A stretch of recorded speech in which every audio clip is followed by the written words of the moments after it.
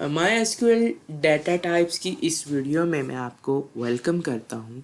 इसके अंदर हम लोग देखेंगे कि डाटा टाइप्स कौन सी इस्तेमाल होती हैं और डेटाबेस। अभी हमने रिसेंटली पिछले लेक्चर्स में टेबल्स क्रिएट करते हुए कुछ डाटा टाइप्स ऐड की थी, वो क्या है, वो कैसे ऐड करते हैं, उसको हम देखते हैं। तो यहाँ पर मेरे पास है डिफरेंट डाटा टाइप्स है, इंटीजर है, वॉरचार है, डेट है, टाइम है, करेक्टर है, बिग इंटीजर है। ठीक है, अब देखिए इंटीजर है तो इंटीजर के साथ आपने साइज बताना होता है। ठीक है, किस साइज का इंटीजर होगा। लेट से मैंने 5 डाल दिया आईडी के साथ। अब इंटीजर किस किस के साथ आ सकता है किसी एक टेबल के अंदर। इंटीजर आ सकता है किसी रोल नंबर के साथ, ठीक है, किसी आईडी के साथ, ठीक है, किसी एज के साथ, ठीक है, एज के जो भी एट्रीब्यूट होगा उसके साथ आ सकता है। वॉरचार किसके साथ आ सकता है, ठीक है, वॉरचार आ सकता है किसी भी स्ट्रिंग है, लाइक कोई नेम है, कोई जगह का नाम है, और लेट्स से कोई कुछ भी, किसी भी नाम या किसी जहाँ पे भी हम स्ट्रिंग यूज़ करते हैं उसके साथ हम वॉरचर यूज़ करें। डेट का आपको पता है, कोई डेट है, लेट्स से कोई यूज़र की अपॉइंटमेंट डेट है, कोई भी इस तरह से हम इस्तेमाल कर सकते हैं किसी भी एट्रीब्यूट के साथ। इसी तरह से टाइम है, किसी स्पेसिफिक चीज़ का टाइम स्टैम्प कि ये किस टाइम पे डाटा एंटर हुआ था, तो उस एट्रीब्यूट के साथ हम लोग टाइम का ये डाटा टाइप इस्तेमाल करते हैं। और करेक्ट, ठीक है, और जो करेक्टर है वो हम इस्तेमाल करते हैं लाइक अगर कोई एक स्पेसिफिक करेक्टर लिखना है, मेल या फीमेल जेंडर के साथ लिखना है, ठीक है, तो जेंडर के नीचे हम या तो एम लिख देते हैं या एफ लिख देते हैं, ऐसा ही है।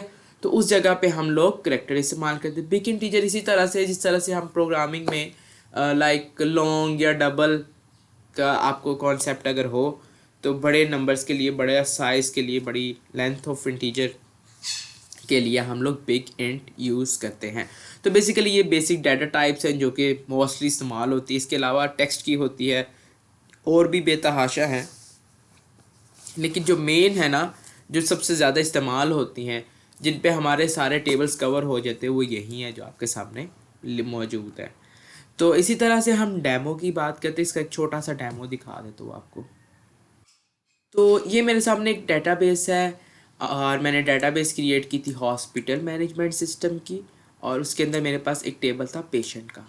तो ये देखें इसकी डेंट जो लेट से पेशेंट्स है मेरे पास, कोई आईडी है उसकी, ठीक है। तो पेशेंट की आईडी को मैंने इंटीजर दिया, ठीक है, आईडी नंबर है ना तो इंटीजर, और उसके साथ यहाँ मैंने साइज़ डिफाइन किया, ठीक है। अभी हम ये प्राइमरी की का कॉन्सेप्ट बाद में देखेंगे, जस्ट आपको इसका भी ओवरव्यू देना है। डेंटिस्ट नेम के साथ मैंने यूज़ किया वॉरचार, क्योंकि ये स्ट्रिंग थी, नाम जो होती है एज अ स्ट्रिंग होता है ना, तो इसके साथ आप ये 50 मैंने साइज़ दे दिया। लेट से आप कोई भी साइज़ दे सकते हैं, आपकी जितनी लेंथ है या कोई भी उसके मुताबिक आप सेट कर सकते हैं। इसी तरह से पेशेंट नेम के साथ, अब पेशेंट नंबर में अगर कोई ऐसा वर्ड आ रहा है लाइक P123, P121, P124, तो हम उसको साथ भी वॉचर इस्तेमाल करेंगे, ठीक है। तो एप्लीकेशन डेट, ठीक है, अपॉइंटमेंट डेट सॉरी, उसके साथ मैंने डेट इस्तेमाल किया, ओके। और इसी तरह से अगर टाइम स्टैम्प का होता तो उसके साथ मैंने यहाँ पे टाइम लिख देना था, ठीक है।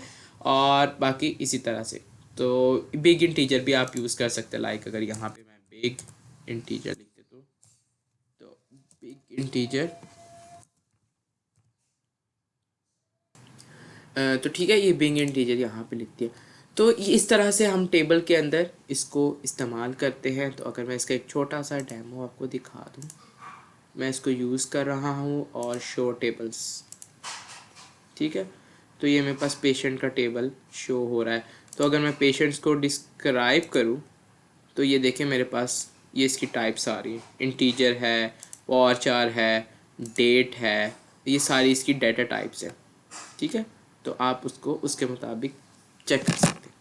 तो अब तक के लिए मुझे इजाज़त दीजिए। अल्लाह हाफ़िज़।